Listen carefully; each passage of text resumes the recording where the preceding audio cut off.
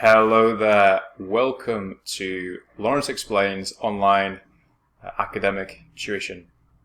If you've got this far through my series of emails, first of all, thanks for signing up, and hopefully that has been something that has been useful to you. You've got a few tips and ideas for you as a research student or parent of a research student, somebody who's not passed this exam and who needs to go on and get a pass grade. Hopefully there's a few tips and ideas for you in there, and I do think you'll find them useful and applicable. All I want to do in this video here is first of all to address you as a student or as a parent on the situation that you would be in at the moment. So if you've had your results fairly recently, you didn't get the grade that you wanted, and well, what do you do really? You sat the English language exam, you didn't get a pass grade. What next is a big question. It's common that people have these sort of mixed emotions about it. They think, well, I'm not really looking forward to doing this all over again. I sat it last time, I didn't really enjoy it. I've got to go and do it all over again now. Brilliant. Or they just don't know what went wrong. How is it they're going to get across the line? And a lot of people worry about the future. Am I going to get onto that college course, or am I going to get onto that university course that I want to get onto? I really need this exam. And I totally understand all of these situations because I've seen it so many times with students and parents coming in, and all of it is completely normal reactions at this stage. If you're in that phase right now, I do know where you're at, and you're not alone. There's many other students who are feeling the same way. In actual fact, around 30 to 35% of students do not achieve a pass grade in this exam. So there's a huge number of students across the UK who are really scratching their heads right now, what next, basically. So you're in good company. There's a lot of people looking for solutions here and thinking about what they can do next. I kind of briefly introduced some of my work there, but just to introduce myself as well in this video, I won't go on too long, but I've been working as an academic tutor for the last 10 years, and I've been working as specifically an online academic tutor for the last 5. So a long way, pre the situation that we're in now, I've been doing online classes, online resources, and all the rest of it. That's my kind of teaching background. Academically, I was an academic scholar at Oxford University, where I sat my BA and MA in modern languages. It was languages and literature. And subsequent to that, really, I went into teaching and then very quickly into tuition as well, because tuition, for me, I always felt was a discipline and a practice in which I really felt I could have a big impact on students. Students really got a lot from it. I could progress very quickly. And so I really stuck with it as a career because I was getting sort of such good kind of feedback, and it was students were getting results, and it was just all very positive, really.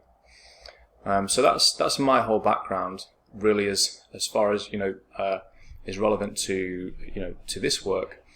And probably the other thing I would mention as well is over the last 6 or 7 years, I've really developed almost a specialism within tuition of working with students who have not passed this exam, so students who failed English or failed maths.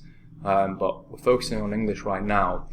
But students who failed English, and actually these are notoriously difficult students to get through according to the statistics that come out of the system.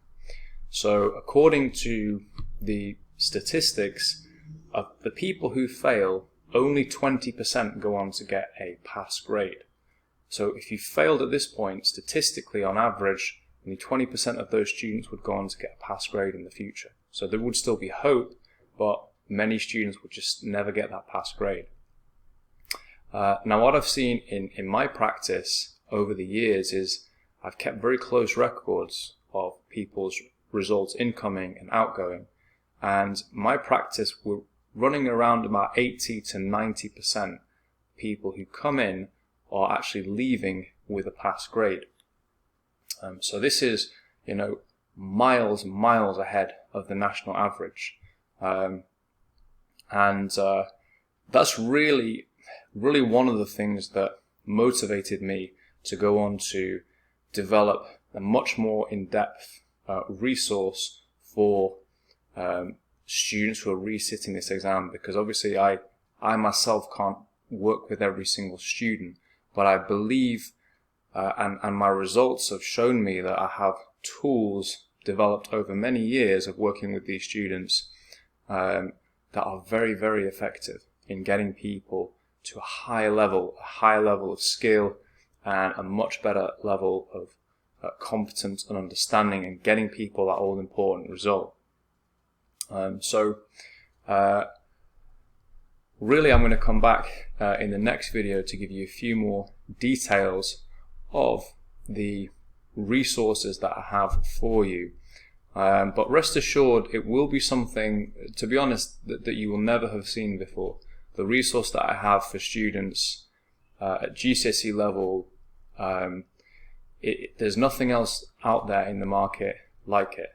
And the reason I can say that with absolute certainty is because I've actually bought pretty much every tool out there myself to use with my own students, whether it's books, courses, whatever the case is, all of the branded books, all of them.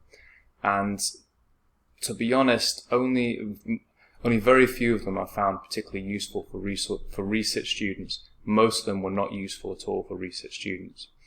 So I've got something coming up in the next video that I think you're really going to like, and it's going to be really useful for you. So that will be coming. That email will be coming through shortly.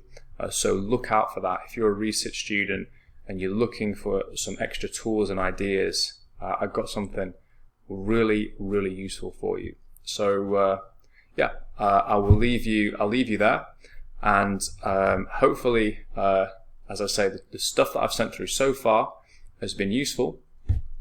And do email me, by the way, if you haven't emailed me already.